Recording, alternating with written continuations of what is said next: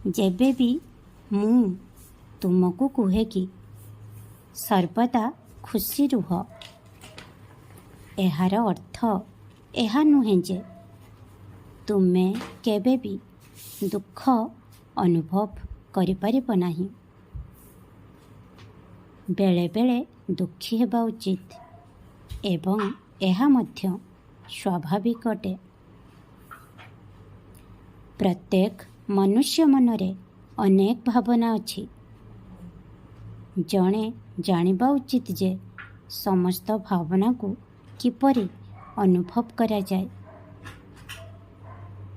ଖୁସି ରହିବାର ଅର୍ଥ ଏହା ନୁହେଁ ଯେ ତୁମେ ନିଜ ଉପରେ ଦୋଷ ନେଇନିଅ କି ବାବା ମୁଁ ଆପଣଙ୍କର ଆଦେଶକୁ ଅବମାନନା କରୁଛି ଏବଂ ମୁଁ ଆଜି ଦୁଃଖୀ ଅଛି।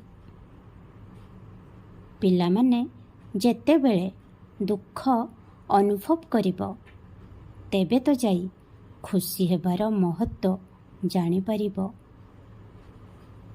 କେବଳ କଥା ହେଉଛି କି ଯେତେବେଳେ ନିଜକୁ ଦୁଃଖୀ ଅନୁଭବ କରୁଛ ସେହି ଦୁଃଖକୁ ନେଇ ଦିନସାରା ବସି ରୁହ ନାହିଁ।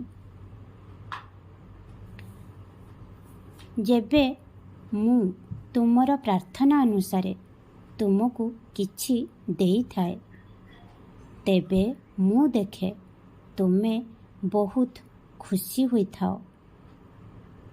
କିନ୍ତୁ ଯେବେ ମୁଁ କିଛି ଅସ୍ୱୀକାର କରିଥାଏ ତେବେ ରାଗିଯାଅ କ'ଣ ପାଇଁ? ଆରେ ଯେତେବେଳେ ମୁଁ କିଛି ଦେଇନଥାଏ ଏହାର ଅର୍ଥ ହେଉଛି କି ମୁଁ ତୁମକୁ କିଛି ଅସୁବିଧାରୁ ରକ୍ଷା କରୁଛି ଏବଂ ତୁମକୁ ତାହାଠାରୁ ବହୁତ ଭଲ କିଛି ଦେବି। ଖୁସିରେ ରୁହ।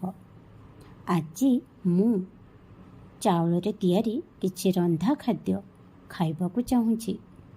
କ'ଣ ତୁମେ ମୋ ପାଇଁ ଏହା ତିଆରି କରିବ ନା? ଓମ୍ ସାଇ ରାମ, ଜୟ ସାଇ ରାମ।